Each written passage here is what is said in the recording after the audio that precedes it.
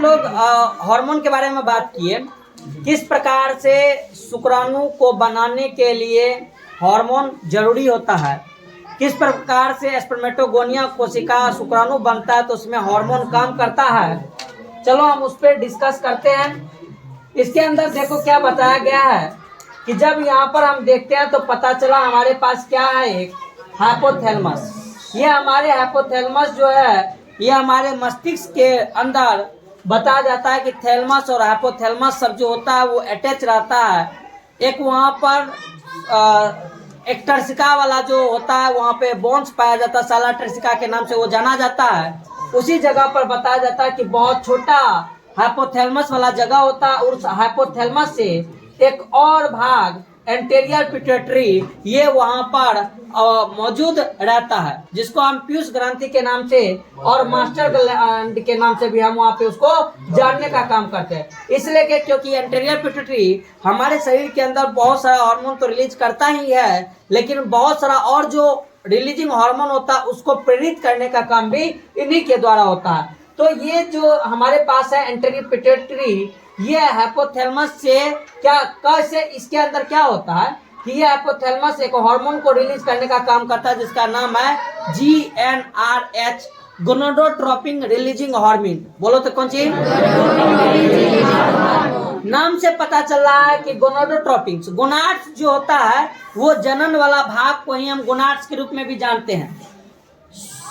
विरसन और अंडाशय ये दोनों गोनाड्स से है। ये दोनों क्या है? क्या है?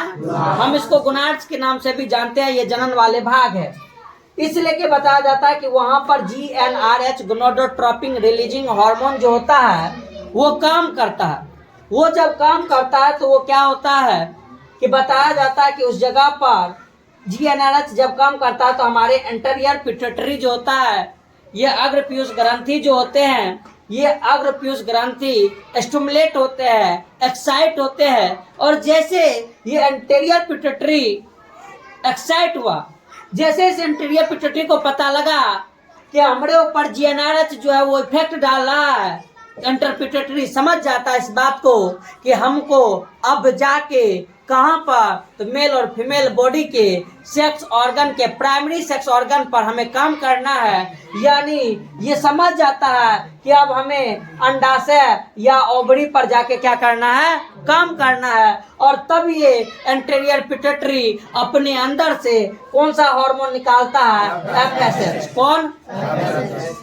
Anterior pituitary follicular stimulating hormone और LH जिसका दूसरा नाम ICSH के नाम से भी जाना जाता है, इन हार्मोन को क्या करता है, ये रिलीज करने का काम करता है। एंटीरियर पिट्यूटरी हार्मोन इसको जाके कहता है FSH को, जा तू क्या कर, इसको बोलता है एंटीरियर पिट्यूटरी बोलता है FSH को, जा FSH तू उस अंडाशय के अंदर शुक्राणु को बनाने की क्रिया को क्या करना, आरंभ करना। शुक्राणु को बनाने की क्रिया नहीं, उसके अंदर बहुत सारा जो फॉलिकल्स पाए जाते हैं, छोटे छोटे जो वहां पर सेल का भाग रहता है, उसके नंबर को, उसके फॉलिकल्स को पहले बढ़ाना स्टार्ट कर देता है। जिस फॉलिकल्स से शुक्राणु की कोशिकाएं आगे वृद्धि करने का काम करेगा, तो ये FSH जो है, फॉलिकल्स जो है वो वहां पर FSH इसके अंदर जाके, किसके अंदर, वृषण के अंदर जाके, वृषण के सेमिनिफेरस ट्यूब्यूल्स के अंदर जाके और उस फॉलिकल्स के नंबर को क्या करने लगता है, बढ़ाने लगता है।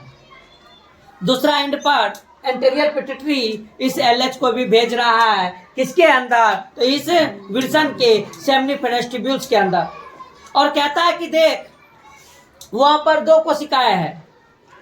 एक कोशिकाएं हम इसके अंदर जानते हैं कि कौन सा कोशिका है, एक, और एक कोशिकाएं हम जानते हैं कि कौन सा है, लीडिंग कोशिका है। कहता है कि देख FSH तू जाके सर्टोली कोशिका पे काम करना, और LH को बोलता है तू जाके किस पे काम करेगा, लीडिंग सेल पे। जब ये एंटीरियर पिट्यूटरी LH को भेज के इस लीडिंग सेल पे काम करवाता है तो उस लीडिंग सेल के अंदर से हार्मोन का रिलीज होता है, जिस हार्मोन का नाम होता है कौन सी, टेस्टोस्टेरोन। और यही टेस्टोस्टेरोन या एंड्रोजन नामक हार्मोन जो है वो फिर क्या करता है कि उस मेल बॉडीज के अंदर सेकेंडरी सेक्सुअल यानी द्वितीयक लैंगिक जनन, जैसे दाढ़ी मोचकाना, बॉडी सॉडी का मोटा होना, या ये सारी जो गुण होती है, आवाज के अंदर परिवर्तन होना, ये सारा का सारा काम जो होता है इस हार्मोन के कारण होता है। यही नहीं, इस हार्मोन के कारण इसके अंदर सर्टोली सेल के अंदर, कौन सी के अंदर, सर्टोली सेल के अंदर, जिससे कौन सी का निर्माण होता है, स्पर्मेटोजेनेसिस। कौन सी, यानी शुक्र जनन की क्रियाएं जो होता है वो किस कोशिका से, किस कोशिका से, सर्टोली कोशिका से जो होने का काम होता है, तो उसके अंदर ये स्टिमुलेट करता है स्पर्मेटोजेनेसिस को। स्पर्मेटोजेनेसिस को ये सर्टोली कोशिका जो होता है ये नहीं, यहाँ पर कोशिका होता है नरजन्म कोशिका। कौन सा कोशिका, नरजन्म कोशिका के द्वारा नहीं स्पर्मेटोजेनेसिस की क्रिया होगा। स्पर्मेटोजेनेसिस का क्रिया किसके द्वारा, तो नरजन्म कोशिका को ये सर्टोली सेल जो होता है पोषण देके स्टिमुलेट करने का काम करता है, और वो बहुत तेजी से क्या बनाने का काम करता है, शुक्राणु को बनाने का काम करता है। लेकिन एगो और बात, इस सर्टोली कोशिका के पास एक और प्रोटीन होता है, जिस प्रोटीन का नाम होता है इनहिबिन प्रोटीन। कौन सा प्रोटीन, क्योंकि मान लो कि हाइपोथैलेमस से जीएनआरएच को निकाला, एंटीरियर पिट्यूटरी एफएसएच एलएच काम किया, सर्टोली लीडिंग सेल काम किया, और काम करते करते शुक्राणु बनने की क्रिया बहुत तेजी से बढ़ने लगी, तो क्या करेगा, बढ़ाते रहेगा। लिमिट है कि नहीं है, उसका अपना एक अवस्था है कि नहीं है, कि एक स्टेज है तो वहीं तक ना बनेगा, उस तक बनने के बाद ये स्टिमुलेट करता है स्पर्मेटोजेनेसिस, और जब बन जाता है सही मात्रा में तो इनहिबिन जो होता है तब एक्टिवेट हो जाता है। इनहिबिट जो होता है वो क्या होता है, और ये इनहिबिन प्रोटीन तुरंत जाता है हाइपोथैलेमस के पास, तुरंत जाता है एंटीरियर पिट्यूटरी के पास, बोलता है बस कर, अब कितना करेगा, तबाही लाने का मन है कि, तो फिर ये जो होता है ये यहाँ से निगेटिव फीडबैक लेके जाता है, और हाइपोथैलेमस को और एंटीरियर पिट्यूटरी को बोलता है कि अब तू धीमा कर, इसको बोलता है कि तू जीएनआरएच का रिलीजिंग करना कम कर दे, और एंटीरियर पिट्यूटरी का कहता है कि तुम एफएसएच और एलएच का निर्माण करना कम कर दे, क्योंकि उसके पास यानी नरजन्म कोशिका को जितना स्पर्म बनने की टेंडेंसी थी वो क्या कर चुका है, बना चुका है। बात समझ में आया, और इसलिए कि ये यहाँ से फिर क्या देता है, उसको निगेटिव इंफॉर्मेशन देता है कि हो गया। जैसे हर जगह पे हमारे पास ये मैकेनिज्म है, ये एक रासायनिक मैकेनिज्म कहलाता है।